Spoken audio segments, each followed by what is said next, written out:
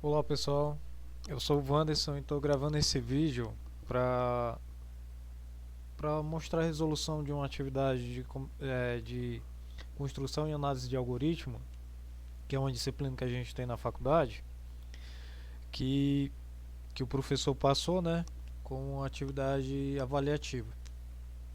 Eu quero mostrar a vocês a resolução dessa atividade porque eu achei muito interessante. E eu acho que eu descobri uma forma mais fácil de fazer a resolução desse tipo de questão aqui, ó. Prova se as seguintes igualdades são corretas ou incorretas aplicando a definição na notação assintótica em questão, para comparar as ordens de crescimento das funções. Aqui está funções, né, mas depois eu vou consertar. E obrigatório aí coloca é obrigatório apresentar todos os seus cálculos, ou seja, calculando e mostrando os valores de n0 e das constantes c, c1 e c2. Aí temos aqui o item A, que ele fala o seguinte, ele pergunta se 2n mais n ao quadrado é igual a θ de n ao cubo, né? Deixa eu abrir aqui a aplicação para mim fazer as anotações e os cálculos, tá? Só pronto, agora sim tá configurado.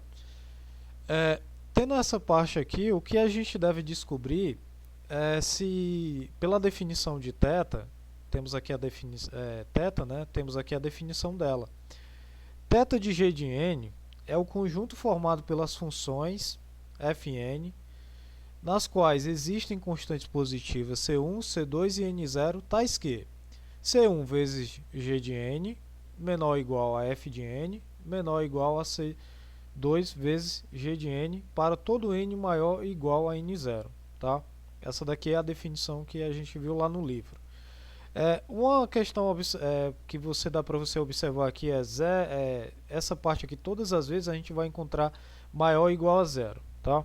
Isso daqui se dá ao fato de essa análise que a gente está fazendo em ciência da computação estar relacionada à entrada n e um determinado algoritmo. E a quantidade e o valor dessa função f de n nada mais é do que um valor positivo, já que demonstra a quantidade de passos realizados por aquele algoritmo, certo? É por isso que a gente sempre coloca maior ou igual a zero. Outro fato importante a ser observado é que C1, C2 e N0 são todos valores positivos, tá? Não tem nenhum valor desses que seja negativo, tá ok?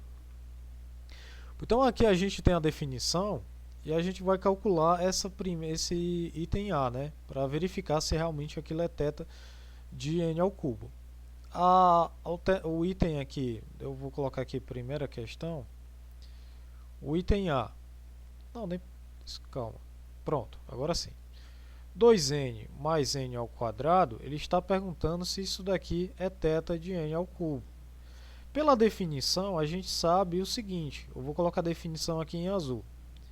Olha, a gente tem que encontrar C1 vezes g de n menor ou igual a f de n menor ou igual a C2 vezes g de n, tá? Lembrando que há alguns pontos que a gente tem que lembrar aqui, todas as vezes, tá? O primeiro ponto aqui, que eu vou colocar um aqui, o C1 tem que ser maior do que zero. O segundo ponto que nós temos aqui é que C2 também tem que ser maior do que zero.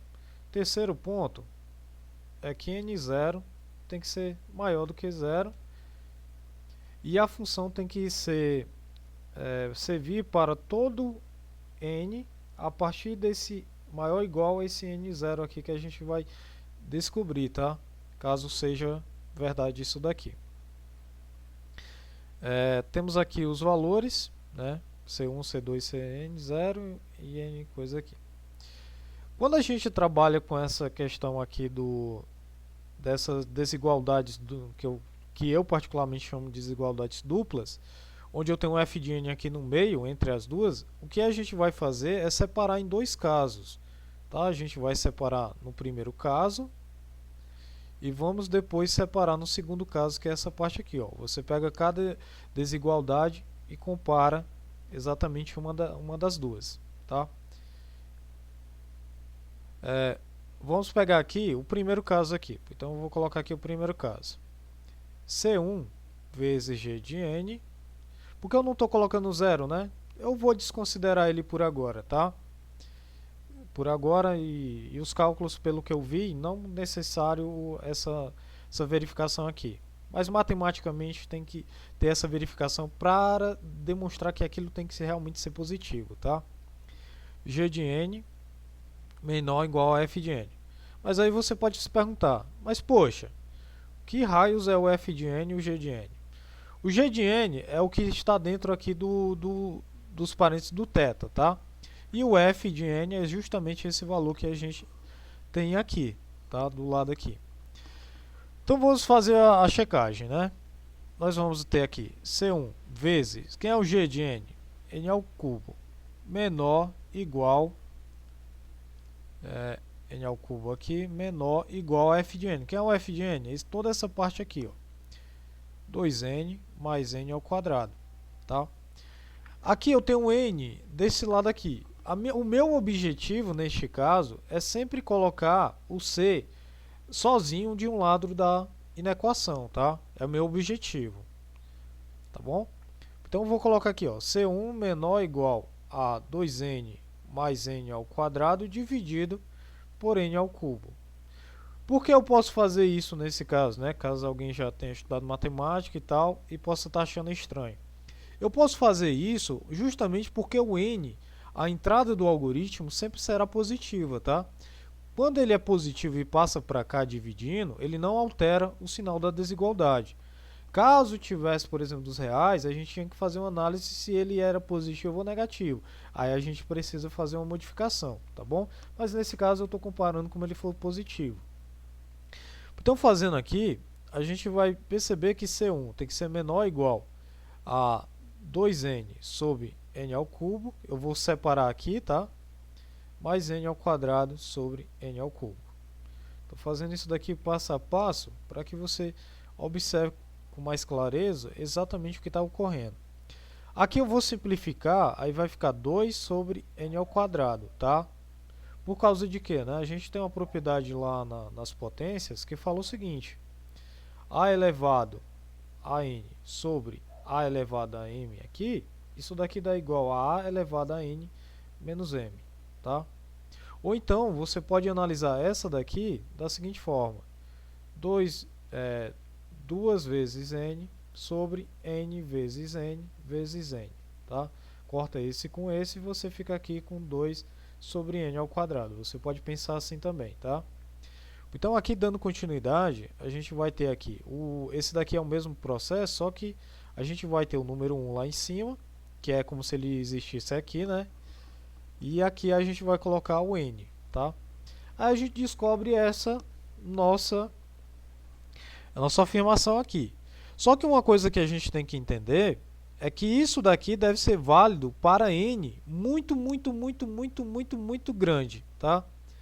E quando a gente fala isso, quando a gente tem essa percepção de esse N é muito grande, a gente verifica, como a gente aprendeu em cálculo 1, que esse N está tendendo ao infinito, tá?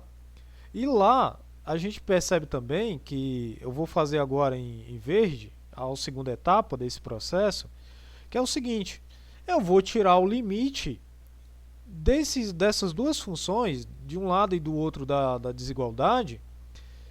Vou tirar quando n vai tender ao infinito. Tipo, o n deve estar indo para ser muito grande, tá? Então, em outras palavras, o que eu quero dizer é o limite de n tendendo ao infinito da constante C1, que eu quero verificar o que acontece com essa constante quando o meu n é muito grande. E também vou verificar do outro lado justamente essa mesma coisa.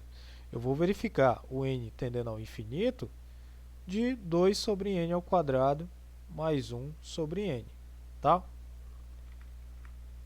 Vou verificar, olha, o n está indo muito grande. Isso daqui permanece verdade? Essa é a pergunta que eu estou fazendo nesse momento em verde. Olha, quando o n vai ser muito grande, isso daqui continua sendo verdade, que é isso daqui que a gente vai verificar nesses exemplos que a gente vai calcular. É justamente essa verificação. Olha, isso daqui permanece sendo verdadeiro para um n muito grande, ou ele permanece verdadeiro somente para um determinado faixa ali do n, né? Dos valores que n pode assumir. Aí nesse caso, a gente está verificando por um n muito grande. Aí aqui a gente sabe que o limite, a gente tem que lembrar de uma propriedade, que é o seguinte. O limite de uma constante k, ele é sempre k, independente do valor que x está atendendo aqui, tá? Pode ser aqui, o x está atendendo a sempre será k. Então, nesse caso aqui, isso daqui vale para limites do infinito também. Então, isso daqui vai ser C1 também, que é a própria constante. Isso daqui menor do que essa outra parte aqui. Essa outra parte aqui a gente percebe assim, ó. Você tem que entender que na hora que você tiver a variável que está tendendo ao infinito estiver aqui dividindo, isso daqui sempre será zero, tá? Você sempre tenderá a zero. Porque o número dividido pelo número muito grande, ele vai se aproximando cada vez mais do zero. Isso você pode pesquisar, se você quiser ir mais a fundo, você pesquisa sobre limites limites tendendo ao infinito. Você vai ter no YouTube algumas aulas que vão falar exatamente por que dá o zero, vão explicar bem mais direito do que eu posso explicar para vocês nesse vídeo. E aqui, como ele está aqui dividindo, eu sei que tudo isso daqui vai tender a zero. Então isso daqui é zero. Mas só que quando eu encontro C1 menor ou igual a zero, estou contradizendo a definição, que a definição trata que o C1 tem que ser maior do que zero. Então aqui está me dizendo que o C1 vai ser menor ou igual a zero, né? Por essa análise que eu fiz aqui. Então se C1 vai ser menor ou igual a zero, ele não vai ser maior do que zero. Então aqui eu encontro um absurdo. Então, sendo como C1 menor ou igual a zero, contradiz a definição. Como isso daqui contradiz a definição?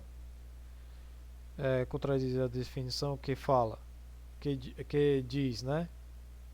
Que diz que C1 é maior do que zero. Temos que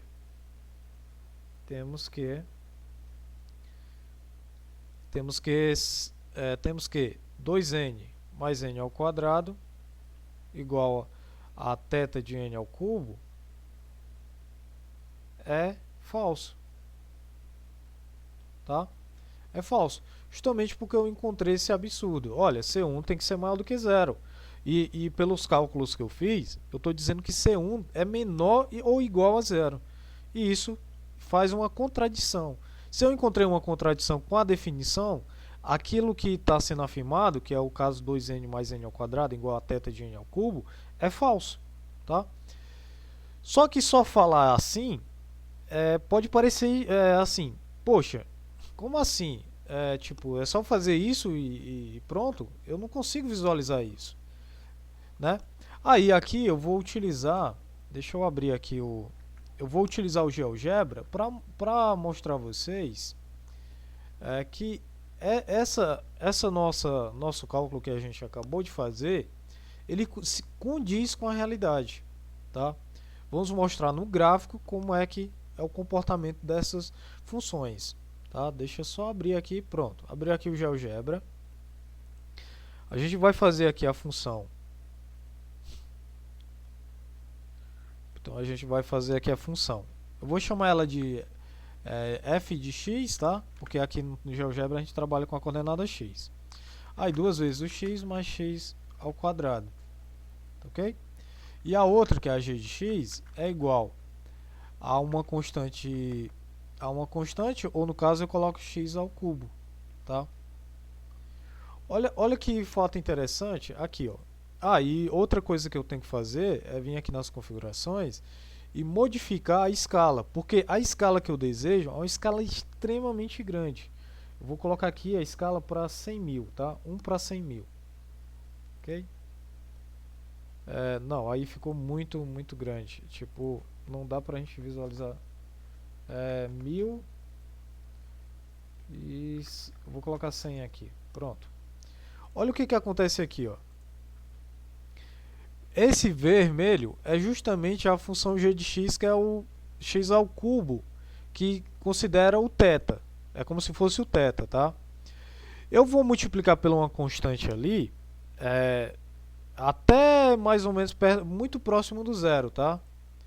É que eu vou criar uma nova função h de x, onde eu vou colocar 0.0001 vezes x ao cubo. E nessa primeira análise, a gente tem que verificar se essa azul aqui, né, eu multiplicando pela constante, né, aqui ele está dando deixa eu ver aqui, configurações, ele está com as decimais, né? Deixa eu ver aqui, show mouse, y, grid, ponto, essa parte não, edit, craft, select, perspectiva, settings. Duas casas decimais, eu vou colocar aqui para 10 casas decimais, tá? Só para poder aparecer esse 0.001 aqui. Então, a gente tinha que encontrar uma constante que multiplicasse x ao cubo, que ficasse abaixo da linha verde, que é a nossa função, certo? A gente vê aqui que a linha azul está abaixo do verde. Aí você pode dizer assim, poxa, Vandes, mas você colocou 0.0001, que é uma constante maior do que zero, que torna a linha do gráfico azul mais baixa do que a linha verde aqui. Ela está por baixo. Mas só que a gente está analisando o tamanho em uma escala muito grande, tá? A gente está analisando assintoticamente, isto é, a gente está analisando por infinito. Se eu tirar o zoom aqui, eu vou tirar aqui o zoom diversas vezes, você vai perceber que em algum momento essa faixa azul, mesmo com esse valor muito baixo para a constante, ele vai ultrapassar a verde, tá?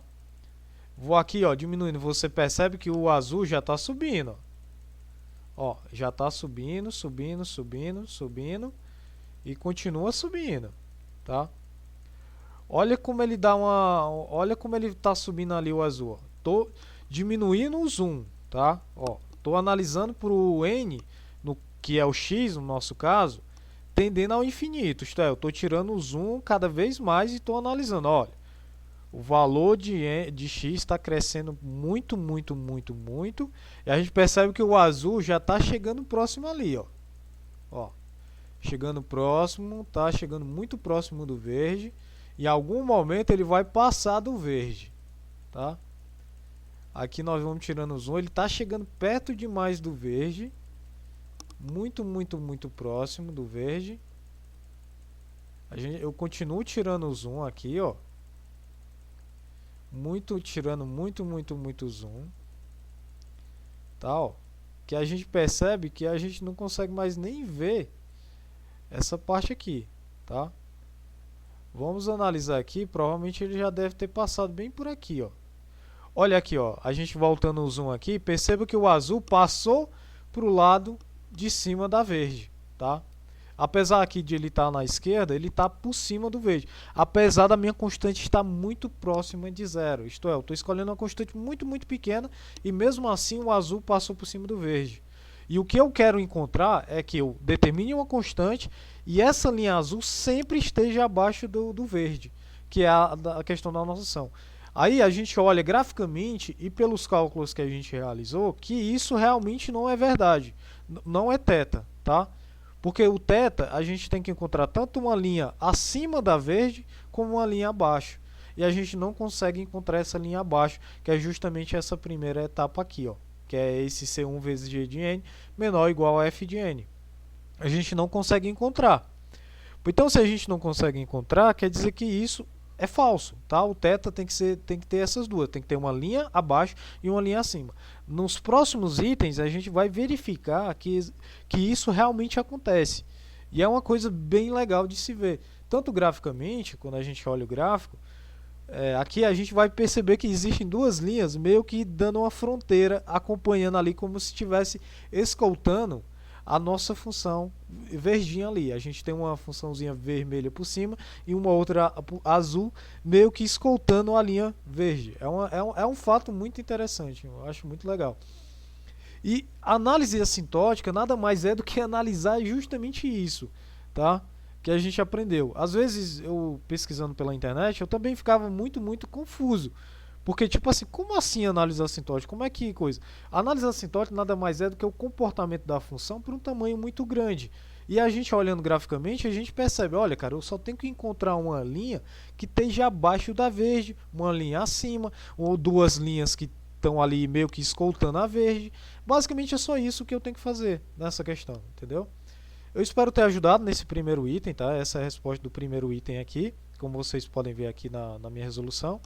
E no próximo vídeo a gente dá continuidade no item B, tá? Até mais, pessoal.